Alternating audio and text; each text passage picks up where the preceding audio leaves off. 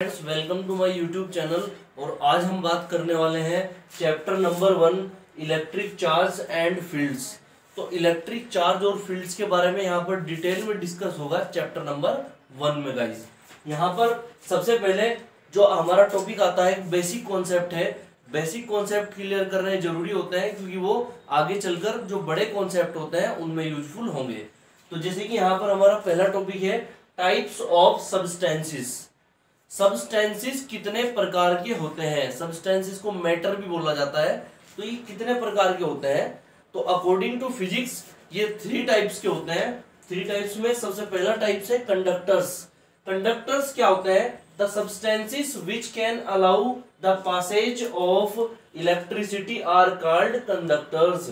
जो अपने अंदर से इलेक्ट्रिसिटी को प्रवाहित होने देते हैं, मतलब उनके अंदर से इलेक्ट्रिसिटी गुजर सकती है, उन्हें बोलते हैं कंडक्टर्स। तो सीधी सी भाषा में यह है कि जहां से करंट फ्लो हो सकता है, इलेक्ट्रिक करंट चल सकता है, उन्हें कंडक्टर्स बोलते हैं।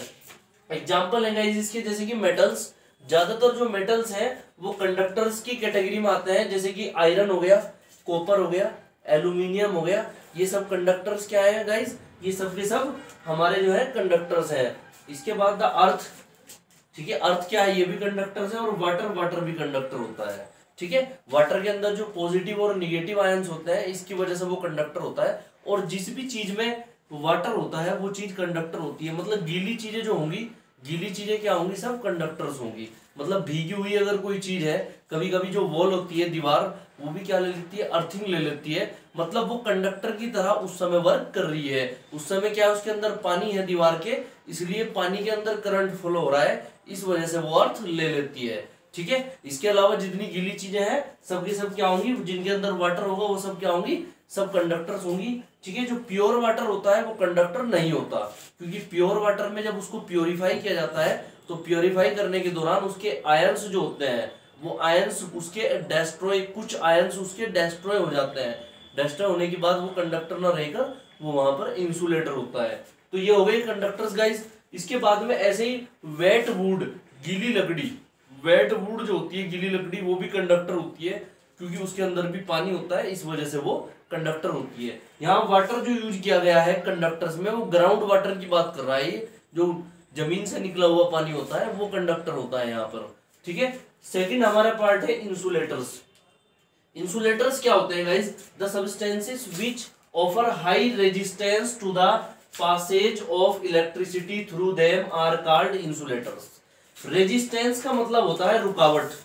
रेजिस्टेंस का मतलब होता है रुकावट या प्रतिरोध बोलते हैं इसको हिंदी में, प्रतिरोध।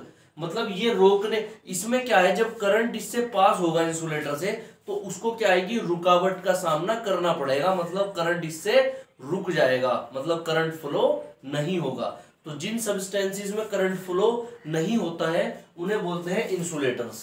इंसुलेटर्स में करंट फ्लो नहीं होता है गाइस। जैसे कि यहाँ पे देखो प्लास्टिक ऑब्जेक्ट्स हैं, जितने भी प्लास्टिक ऑब्जेक्ट्स होते हैं उनमें करंट फ्लो नहीं होता। रबर जो होती है, रबर में भी करंट फ्लो नहीं होता।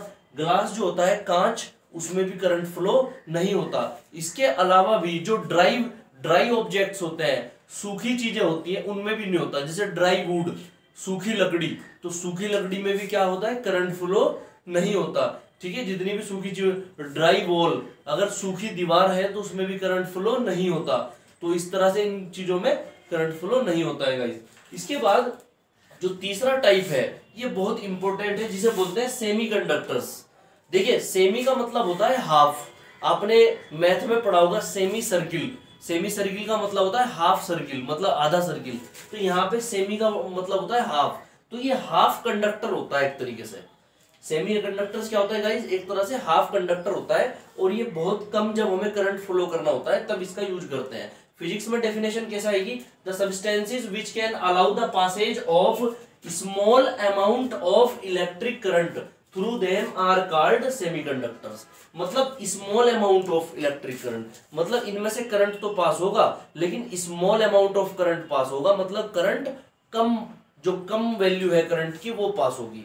कम बोल सकते हो या फिर आप इसको हाफ बोल सकते हो, लगभग आधा बोल सकते हो या कम बोल सकते हो। तो इनसे करंट पास होगा कम, ठीक है। ये होंगे सेमीकंडक्टर्स। ये एग्जाम्पल है germanium, silicon, gallium arsenide etc. ये सब क्या है, ये सब सेमीकंडक्टर्स हैं। इसके बाद they are used in mobile phones, laptops, computers.